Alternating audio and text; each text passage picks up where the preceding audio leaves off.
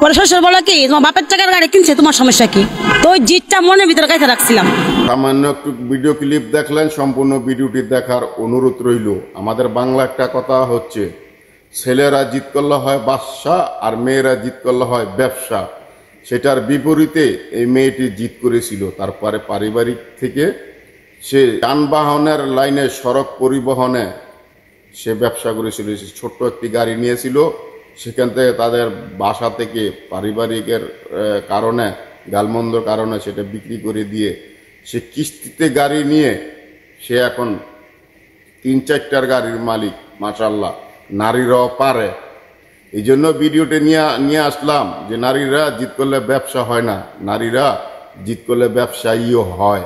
তো কথা বাড়াচ্ছি না, ছোট করে ভিডিওটি নিয়ে আসলাম। ভিডিওটি অবশ্যই ভালো লাগলে লাইক, কমেন্ট, শেয়ার দিয়ে সাথে থাকবেন। ধন্যবাদ। দেখেন ভিডিওটি।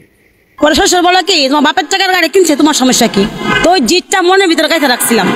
ওই জিতটা কাজে লাগাইছি, পদ্মা কীর্তনাশা দুই বেড়ারে ঢুকাইছি। গাড়ি ফাঁদের থেকে কিস্তি হিসাবে কিনছি, 10 বছর হয়ে গেছে। আমার হাজব্যান্ড গাড়িটা দিদি চালাইতো, তার হাজব্যান্ডের কাছে গেলে মনে করেন উনি টাকা নষ্ট করতো। একদিন আমার সাথে খুব ঝগড়া হয়েছে যাত্রাবাড়ি। প্রতিবার করছিলাম যে তুমি গাড়ির ব্যবসার টাকা চাইলে টাকা নাই বলো। তা ঠিক আছে, শ্বশুরের কাছে বিচার দিছিলাম যে দেখেন আপনার ছেলে টাকা পয়সা নষ্ট করতেছে, কিছু বলেন না। পরে শ্বশুর বলে কি তোমার বাপের টাকার গাড়ি কিনছে, তোমার সমস্যা কি? তো ওই জিতটা মনের ভিতরে কাইতে রাখছিলাম। ওই জিতটা কাজে লাগাইছি।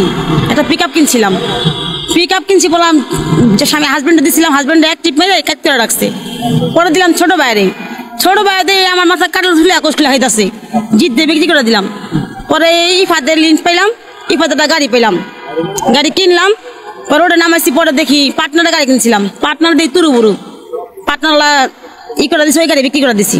লাস্টে একটা গাড়ি কিনছি একাই, ইফাদের মাধ্যমে কথাবার্তি বলে গাড়ি কিনছি। তারপরে মনে করেন ওই গাড়ি 4-5 বছর চালাইলাম, নিজে মালিক হইলাম। তারপর ওই গাড়ি গত বছর বিক্রি করে নিজে মালিক হয়ে বিক্রি করে পরে নতুন গাড়ি নিচ্ছি। এটা 50 লাখ পড়ছে।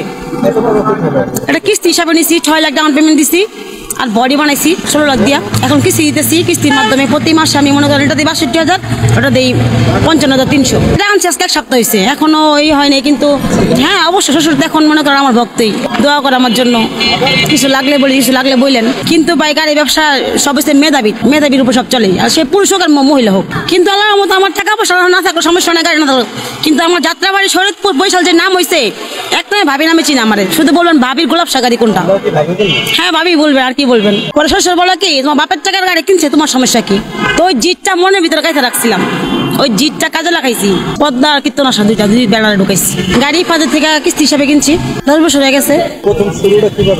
আমার হাজব্যান্ড গাড়িটা দিদি চালাইতো, তার হাজব্যান্ডের কাছে গেলে মনে করেন উনি টাকা নষ্ট করতো।